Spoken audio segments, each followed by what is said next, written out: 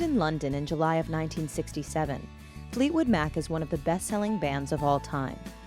The band boasts the sixth highest-selling album of all time, with the album called Rumours, released in 1977. The album has sold over 45 million copies.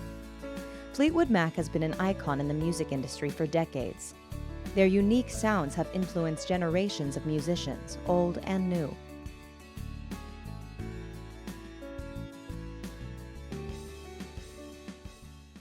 So how many days has it been at this point? How many days have you been working together now? This particular time? This particular time, yeah. About 3 weeks, is it? 5, 10, 13 days. And to what do we owe the pleasure? Does the Twister soundtrack get credit for any of this, or? Not exactly. I was, working on a solo record and had been for about a year, and I ran into Mick and we had breakfast and the chemistry was great, and I said, come on down and play, and that ended in other people coming down to play, and I think there was just an implication there. So the nice thing about this is that it was an organic kind of coming about. There was no grand concept involved. Had you ever dreamed of reuniting this particular lineup, Mick? Had this been in the back of your mind, or was it just... Had I? Yes. Yeah, I think in terms of like a wish list, Mick being Mick, it's like I would be always overjoyed to see this band is certainly always been really, really special. It's a special lineup of Fleetwood Mac. It's the lineup, and we've been through quite a few. Yeah, I mean, back in England a long time ago. Stevie, were you working on a solo record at the same time also? Were you thinking about doing a solo thing? How did they interest you? I just signed a new solo record deal, so yes, I was thinking about it, but as soon as I found out that we were really going to do this, I can't really do both at all. So, and it's, it's way more cool to just really put all your effort into this now. I mean, trying to do both is like, it's too hard on me, so this is great. Chris, how about you? What was the involvement? When did they start pulling you in to say, Well, let's do this again? drag me in by the hair. Well, I sort of toyed with the idea of sort of semi-retiring, and I do have a solo album contract which I was planning to fulfil somewhere down the line. I wasn't quite sure when. And I guess it started, as Lindsay said, when, I went down to the studio and played a bit of keyboard and a bit of singing on his album. And there was a particular afternoon when John came down, and there was, in fact, 4 of the 5 Fleetwood Mac members in the room at the same time, which is, Hello. I believe I mentioned it at the time, This is weird. Yeah. But nice. Weird but nice, weird but great. What was weird about it, and what was great about it when you felt it? What makes it weird? It was weird to see the 4 of us. I had left in '87 because I just needed a break, and just the familiarity of it was a little deja vu. And I think what's been great about it is that everyone has kind of grown up a little bit, and I think, coming from a situation where you had 2 couples in the band and there was a lot of baggage, which was part of what made that interesting, that made the music interesting. Now we're coming back together and the chemistry is still there, but the baggage is not. Is the baggage really gone? Did it take some talking to get the baggage out of the way, or had it gone with the years, kind of? There's no talking. We didn't talk. It's a whole reference point of just feeling that this has been very right, and it's a sort of a sequence to it that plays really well. It's been a long time since any of that sort of really bad animosity was hanging around between the couples, the ex-couples, as it were. I mean, you know what I mean, John. Keep me out of so this, John's been married to his present wife for far longer than he was ever married to me. And 19 years yesterday. 19 years yesterday. Congratulations, Johnny. I didn't know that. Oh, right. John. So, that's water under the bridge, or wine under the bridge, whatever. John, was this always your favorite lineup of the band, or did you... In looking back, yeah. Yeah, although there were a lot of good times way back, but that might have been to do with You mean when we were 18 years old? when I was 18 years old. Yeah. That was a good time. But this has always been the favorite, yeah. So when did you start thinking this might really work, to actually not just play together a little bit, but to really do a concert, do a record, and to record some new material? Not that long ago. I don't know how it actually really physically happened. I mean, I don't remember how this happened, do you? Does anybody? Not really. It just... But it didn't happen that long ago. It wasn't happening at all until just a couple months. Did people ask you? Would people ask you about it a lot? Gee, it would be great to get this lineup back together again. And what would you say then? Say, you know, that was then and this is now, that kind of thing. Well, we were all doing different things, you know, different times, and it wasn't something that I thought would be feasible, you know.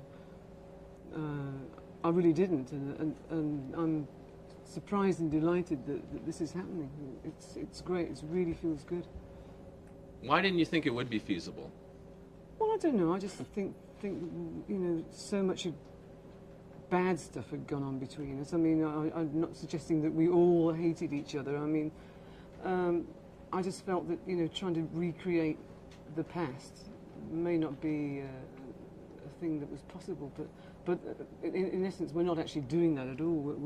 We are creating something new from the past, you know, which is really refreshing and but so familiar at the same time. Lindsay, your frustrations were as vivid as anyone's way back when. Mm-hmm. What's changed over time that makes you comfortable with this?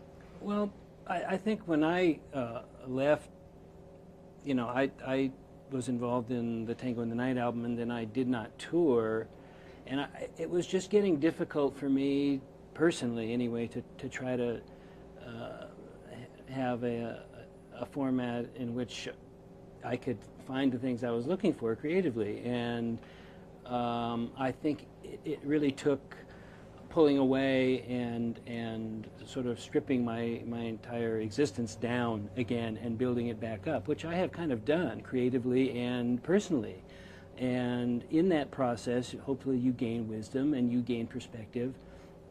And again, I think you're talking about a situation with a band in which the whole was greater than the sum of the parts. And when we were doing that those many years ago, I personally didn't really know what I was doing in the context of that group. I knew it was working, but I didn't understand it. And now I can come back with a little bit more knowledge and really appreciate it. For each of the songwriters, did you always feel that the people around you, these people, made your songs that much better when you would perform them or when you would work on them? Was it always like that? I personally did, yeah.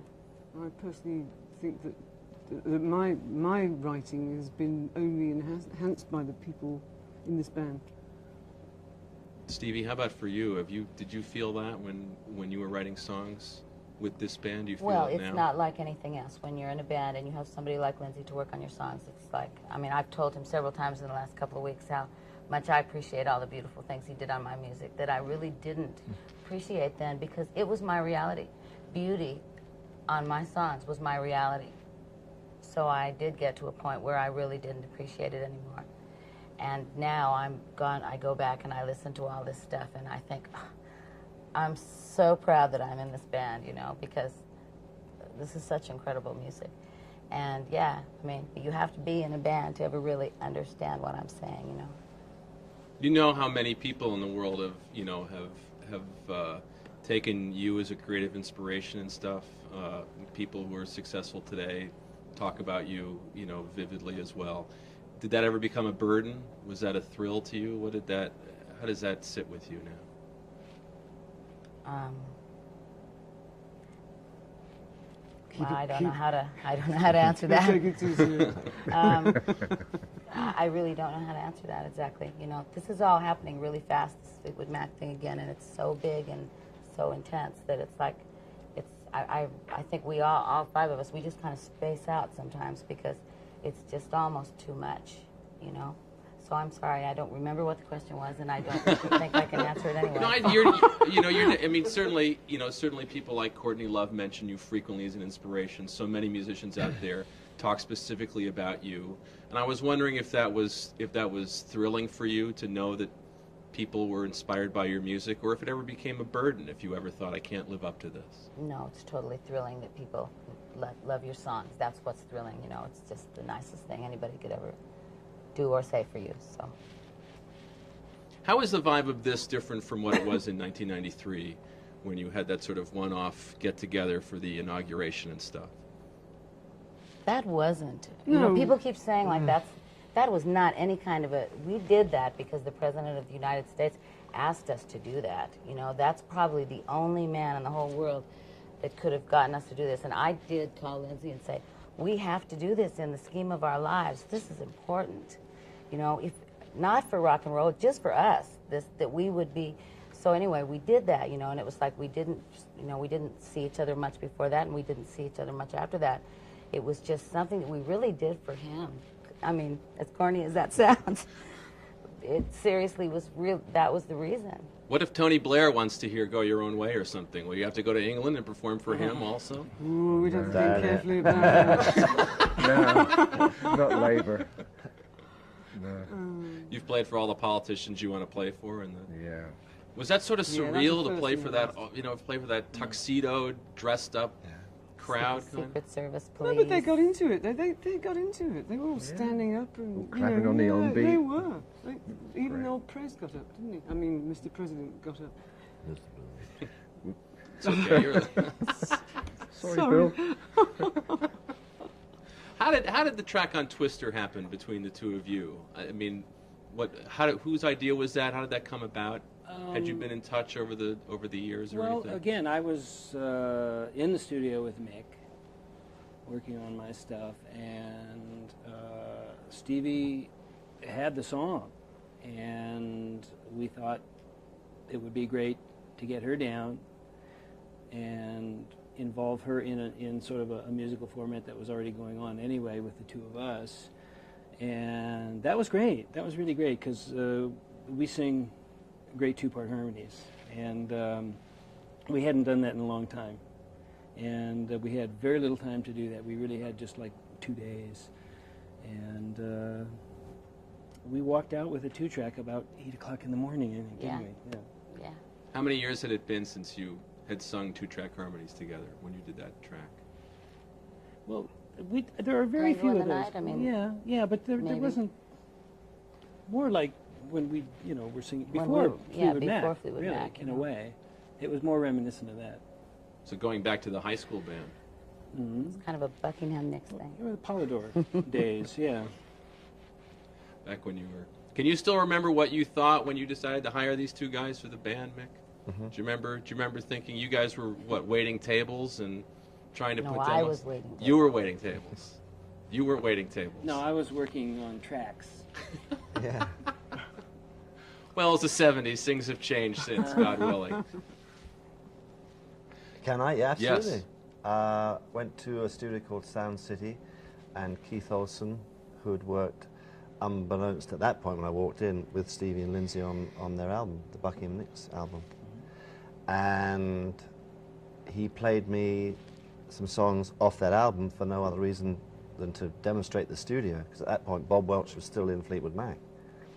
And I remember hearing those songs, and shortly after that Bob flew off on his own, so to speak, and I phoned Keith up, and that's how that all came about. It was completely happenstance, and I met the guy who took me there in Laurel Canyon at the funky little grocery store, who was representing that studio, literally as I was going around getting a carton of milk. And I got straight in the car. I got straight in the car and went out to look at the studio, because we were getting ready thinking about going back in the studio, and that's how it happened. Do you remember that? We were in Studio B, Yeah. and we walked into Studio A, and here's this giant man sitting there just listening to this track like this. It was wild. I had no Because idea. at that point, Bob hadn't left the band. I mean, there's probably about a 5% sort of thing in my sort of mind that something was, maybe he wasn't too happy or something, but truly, I think it was a bit more than 5%. It was. It was miserable. But the writing was on the wall. The writing was on the wall. There you go. Definitely on the wall. And he left at the end of the tour, and that was it. Well, I remember you telling me Yeah. about Stevie and Lindsay. And you've talked before how fresh and lively and fun you thought these guys were. You Oh, know? it was great. Yeah, it was great. I can remember clearly. I don't remember where it was, but I remember clearly when we first started rehearsing. So Melrose. Say You Love Me. I'd written a song called Say You Love Me, and these guys came in with the most amazing harmonies, and I was just going, I can't believe they can just do that quickly, you know. And that was it. I just thought, I just got the chills. What can I say? It was great. Was it a sacrifice for the two of you at the time? I mean, obviously you're waiting tables and cleaning houses and things, but this was going to be your own thing, and you were going into a band with a legendary history already. You had some trepidations, didn't you, Stevie? Even given the economic. I really didn't have trepidations. I went out and got all the Fleetwood Mac albums. I bought them all. We had no money, but I managed to figure out enough to do that. Bought them all, kind of laid on the couch and listened to them back to front, kind of over and over and over for a little while until I figured out, can Lindsay and I add something to this, or can we take what we do to this, and will that enhance each other? I mean, can we be a viable part of this band? And after listening to all the stuff, for me, the mystical thing, for Lindsay, the total incredible guitar playing genre, I said to him, I think we should do this, because I think that if it doesn't work out, we can go back and we can go back to Buckingham Nicks, but I think that we can add something to this. So no matter what, we can have a good experience with this, and we can learn, and we can become better musicians and songwriters. And then whether we go on or not is up to destiny. But so yeah. And they would still love you in Birmingham one way or another. Weren't you Yeah. guys always really big in Birmingham? Not always. band? That was the irony. We were trying to get a second record going, and we had managers who were trying to get us on the steakhouse circuit. and Who knew there was a girlfriends that circuit? would have been really happy if we Right. could have What gone is on the a steakhouse steakhouse circuit. well, it's the what is one-way ticket to Palookaville, really. So Bonanza's proud to Right. present. Yeah. Exactly, and then suddenly these little cult pockets in the South that where we ultimately were headlining for like 4,000 or 5,000 people, which the discrepancy of that was really bizarre, and that got nipped in the bud. So but obviously we made the right decision. So I was cruising online before I came over here, and I noticed that all of your fans are already wishing set lists on you. They're already writing up potential set lists. Have you? And what would be on those set Pray lists? tell. Well, they know they've got them in order. They have them all figured out. They know what they want to hear and stuff. Have you gotten anywhere in terms of deciding exactly what songs you'll play at this show? I think we know roughly what we're going to play. We don't know the running order yet, but we know sort of what we're going to do, yeah. The bulk of it. The bulk. And then just A few- trying to form some pivot points that sort of balance out the set, and trying different things with some of the old songs. Will you be recrafting some of the old songs in slightly different arrangements? Yeah. Yeah. What songs are you thinking about playing with a little bit? Not We're telling, not are going we? to film. How about songs from some of your solo careers? Will we be hearing any of those in this concert, or are you going to be sticking to the material that people remember the band doing? So I think we're mainly Just- doing. yeah. I think. I don't know. Lindsay might. Or she Maybe may do, one. perhaps. Maybe one. We Yeah. haven't tried it yet. No, we haven't tried it. We'll see. Might be one of Lindsay's from the solo record. Any of your solo material, Stevie, or will you No. go with the band material? And you've written 3 new songs, is that right? Yes, we have. Who did each of you write one? Is that Yeah. how it works? Yeah. How were these each songs you had originally anticipated doing for your solo records and decided to try them out with the band? No, for me, no. I actually wrote the song that we're going to do like 2 weeks ago or 3, right before rehearsal in Phoenix. I just spent like a week really specifically writing my song that I wanted to enter into the running of songs for the new songs, So Good job. my We song liked was- it. Yeah, because it was the one I wanted. I didn't want to go into another group of stuff that wasn't meant for it. I wanted to write something that was meant for it. Is that because you could envision how it would sound with this band, or because lyrically you wanted to say something about getting back together with these people? Both of those things. Lindsay, how about your record? your music for this? Well, you know, being that I was and in a sense still am, you know, in the final stages of completing that album, we, you know, working with Mick, we ended up having enough material for like 2 albums, really. So, yes, it will be something from that. We haven't actually tried my stuff yet. I was kind of waiting to see what was needed and what was going to pan out with the other 2 songs. So we're probably going to get into that next week. It will certainly be something from that. How about you, Chris? Where's your contribution? Well, I think mine was specifically for this as well. I mean, I write in spurts, and I just coughed up about 10 songs about 3 weeks ago, and one of them was, I thought, appropriate for this band. And I mean, I don't actually write specifically for Fleetwood Mac or myself. I just write songs, you know. And I brought it down. I brought 2 songs down, and they liked that one, the one that we're doing the best. And it's the words sort of slightly reflect. You could interpret the words meaning about us, but it's actually a love song, as all my songs are. You know. John, how would you say I that? didn't write one. And we're disappointed about that. We'll be docking you later. But he does great bass parts. Thank you. Do the new songs remind you of the songs you did in '76 and '77? Are they reminiscent of that, or do they sound? Yeah, mainly because of the people who wrote them. There's still that thread through them. The interpretation, the input is obviously the same. So it's Do they sound like Fleetwood Mac songs? Yes. yeah. Did they sound like Fleetwood Mac songs out of your pen, or when you heard them played for the first time, did they sound like Fleetwood Mac songs?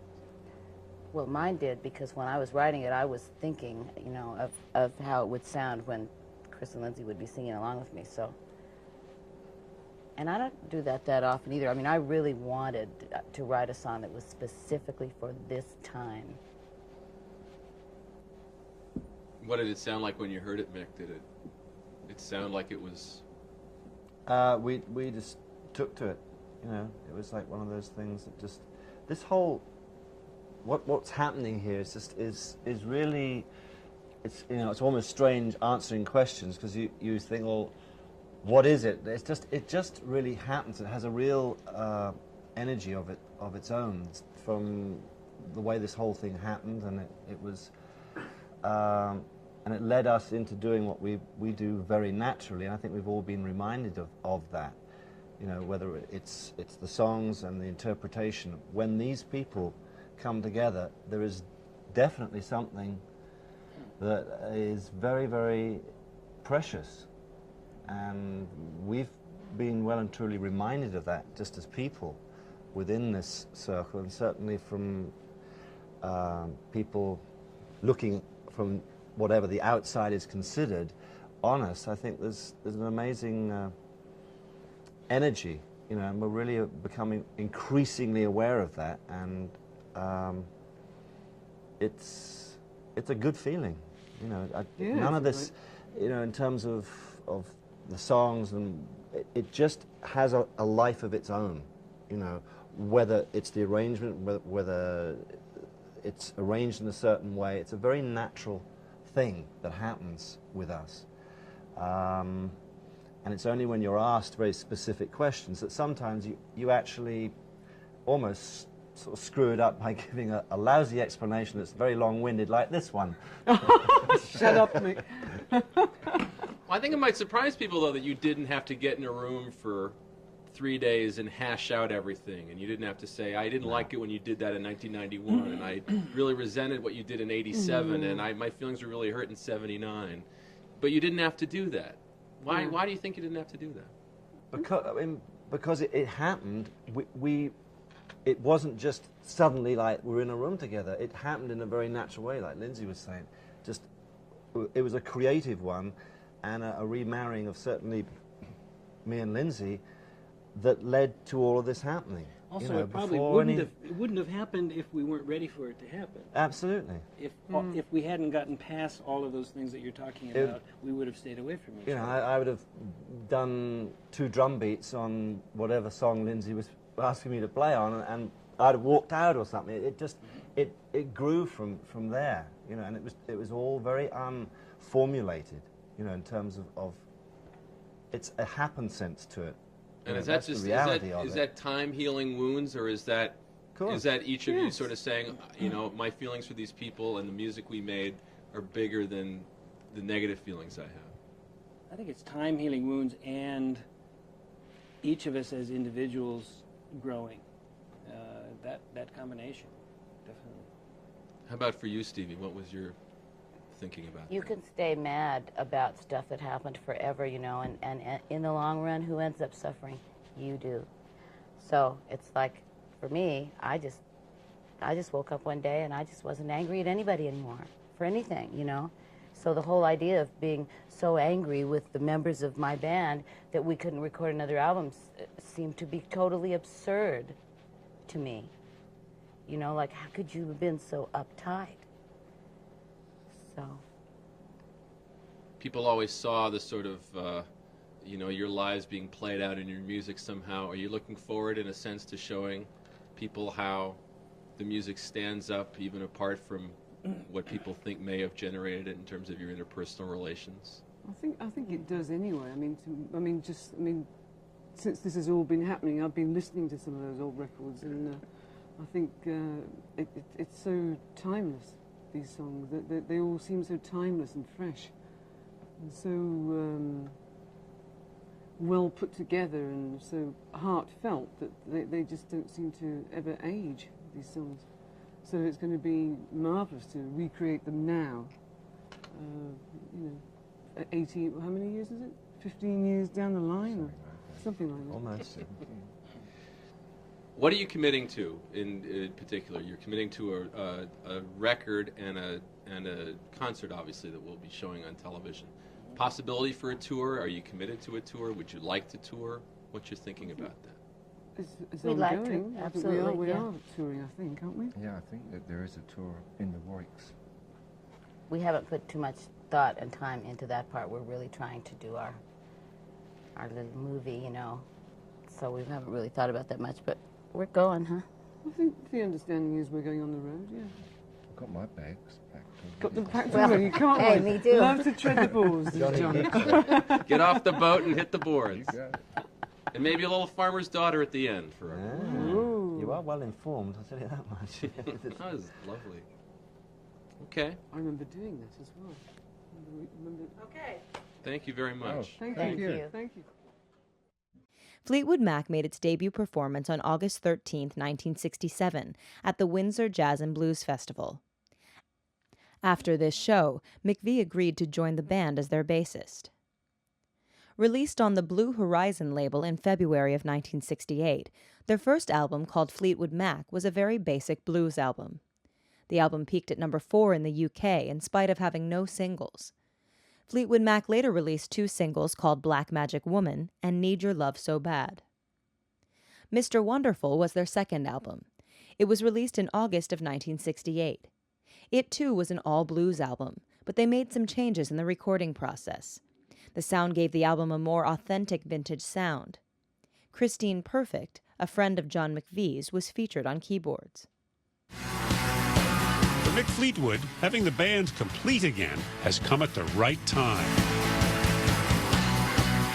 I think it's about getting your house in order without being overly heavy.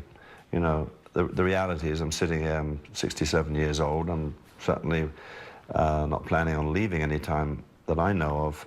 But you do see the picture in a different way just because you're older. As part of getting his house in order, I think- Fleetwood has just finished his autobiography, Play On, out next month.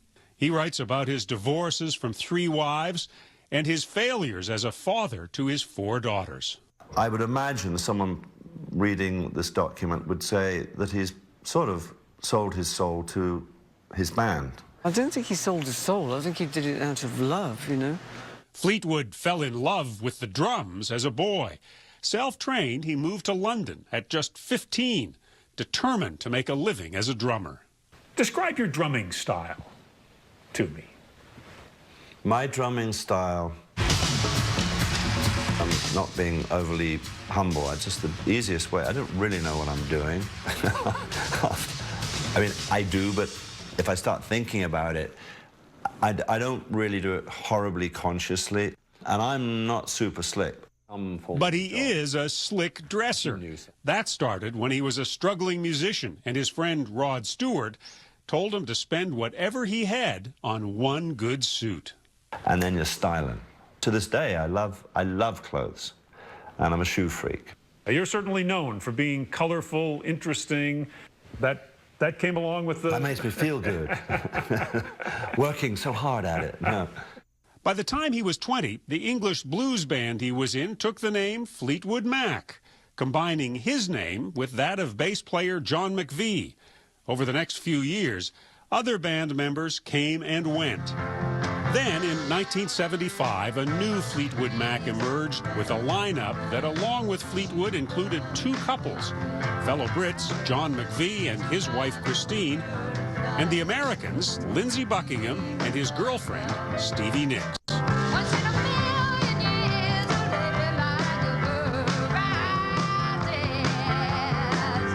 Their first album together, called simply Fleetwood Mac, included Stevie Nicks' Rhiannon and Christine McVie's Say You Love Me. The album sold 5 million copies. Suddenly, they were rock stars. Fleetwood was the band's manager as well as the drummer. It was very hard because I wasn't the classic dude, the manager, the penny pincher. I just wanted to see everyone happy, including myself. So all our assistants had limos, and so we'd arrive at an airport, there'd be like 20 limos for the lighting director. And They were making it big, but coming apart.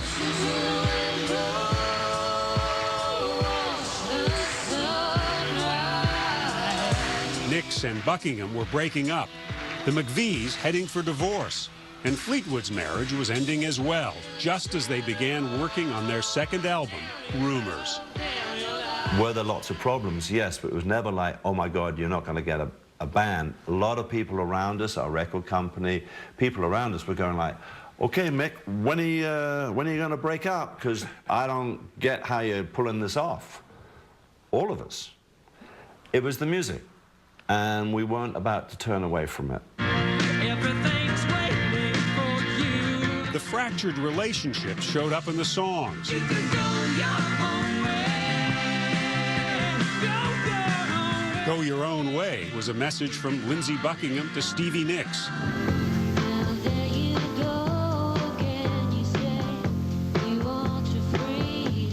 Dreams was Stevie's message to him.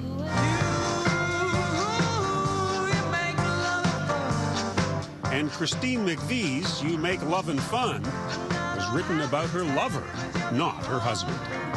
Falling in love, falling out of love, being betrayed in love.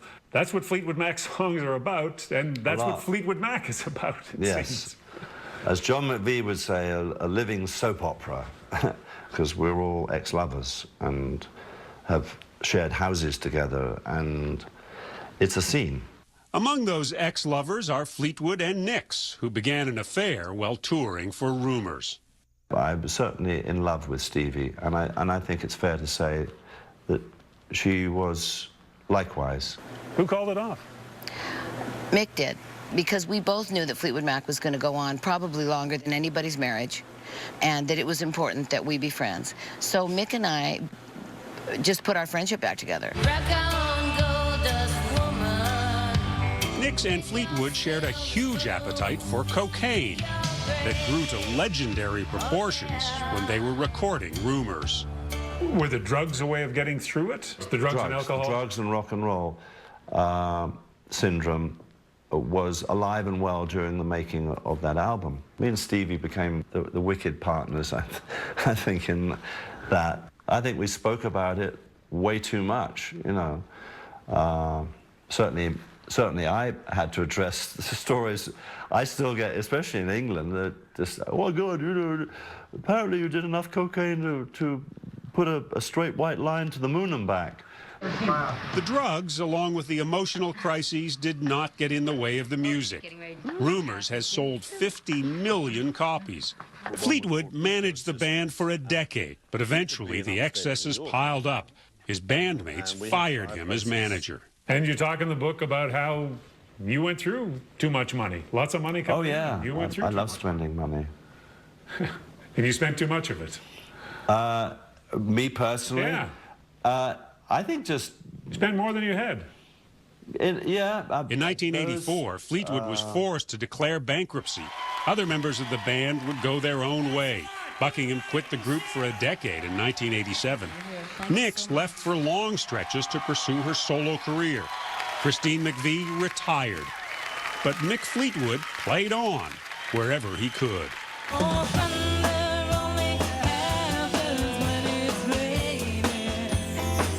These days, he plays with a couple of island bands he's put together back home in Maui, even covering the occasional Fleetwood Mac song. The stage is all his, on the rooftop of the restaurant he opened 2 years ago. Why a restaurant? Why Fleetwood's on front? I love talking, as you've gathered, and I love meeting people, and a lot of the components of a restaurant are actually very similar to running a rock and roll band, believe it or not. There's always drama. You have to put on a show every night. It's showtime.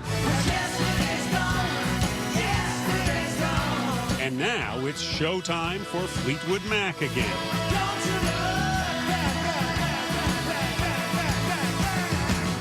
Rehearsals are wrapping up. The tour begins this week. This time, the band that epitomized sex, drugs, and rock and roll will be focusing on the rock and roll. Clinton had made Fleetwood Mac's Don't Stop the theme song for his campaign. The band performed the song at the request of President Clinton. Using the renewed popularity and interest created by the president's inaugural ball, Fleetwood, Christine McVie, and John McVie recorded another album as Fleetwood Mac, joined by Burnett on lead guitar. Burnett left once again to pursue a country music and acting career. Becca Bramlett was the next person added into the lineup of the band. Dave Mason was also added to the lineup. Burnett returned in March of 1994. Nice to meet Hello, you. Hi. how are you? We're,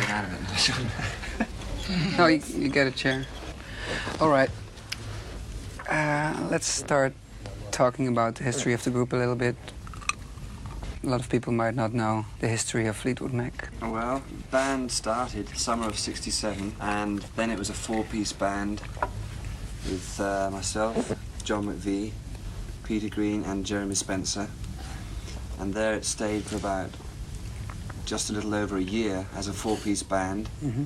And we were very much a blues band in those days, and that's basically entirely what we played, was blues music. Then Danny Kerwin joined, and there was the two guitar situation where Danny and Peter Green did a lot of dual guitar playing, which in those days was quite a unique thing to take place. Did a lot of guitar harmonies and things like that.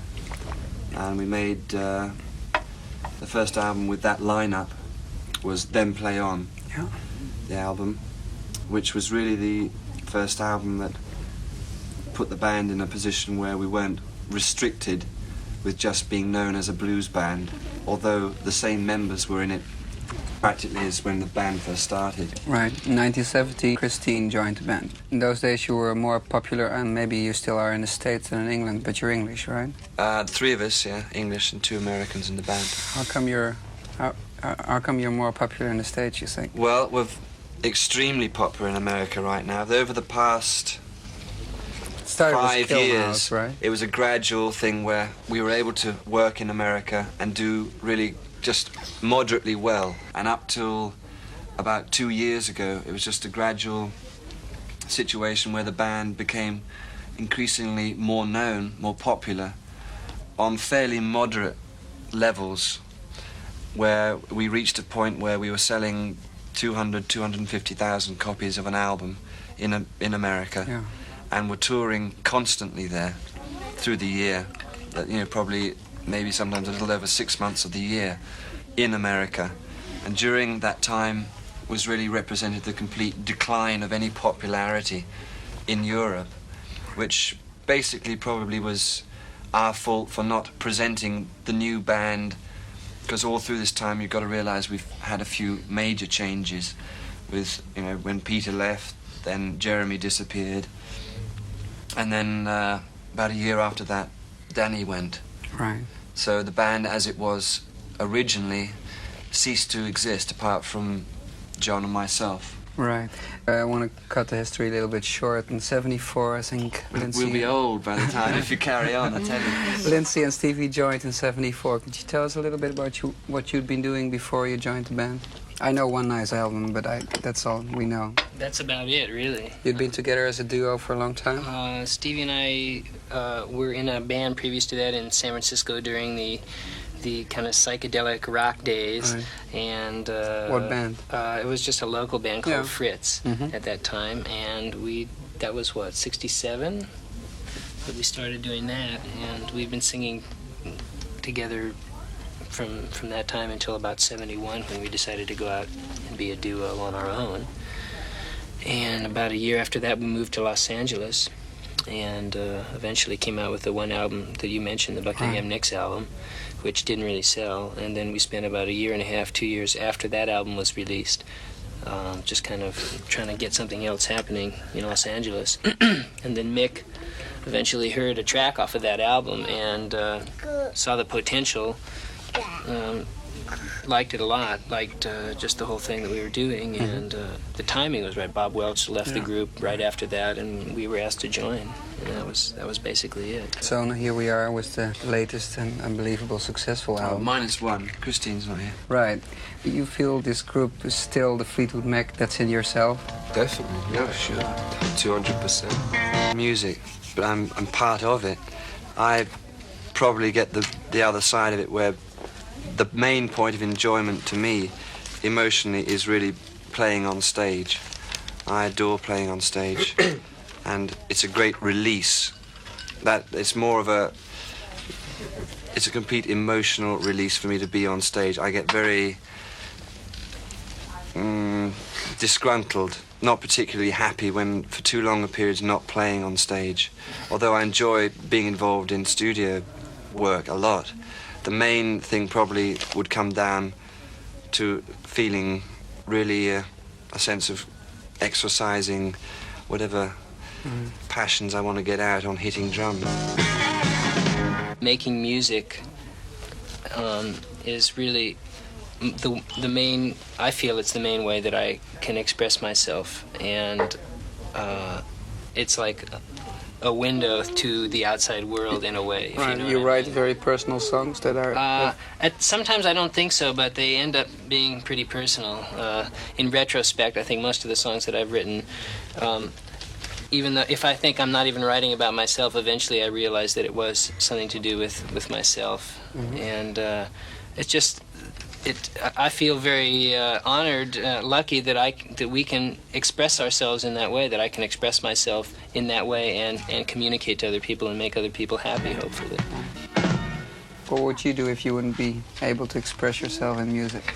Well, I'd be in a lot of trouble, because to me the music is writing songs, and that is to be able to write something that maybe at a time in somebody else's life they need a little help or a little inspiration or something, that they would sit down and listen to something that I wrote, and it would just either make them feel a little better, or they'd be able to go, yeah, somebody else has been there too, and that helps me. And that, to me, is the most important Right. thing. When you're writing, are you thinking of the kind of people you're writing for, or you have no idea? Well, all of my songs are written about real people, either me or a friend or something. So, No, but the people you write those songs for, the people who are going to hear it, you any Well, idea what kind of people they are? they have to be similar to me, I figure. And if I'm writing about something that I've gone through, then certainly they're going through it or will at some point. And so it has to be that's how I feel when somebody writes something. You know, if I can sit down and be going through a crisis, and I can listen to Joni Mitchell or something, and I can feel from her that she understands, even though she doesn't know me, then for that, I love that. And that's what I try to do. You feel really bad. Would you be able to be happy and gay on the stage and playing the music? Yeah, absolutely, and probably that's exactly the time when you really do enjoy yourself, is in moments like that.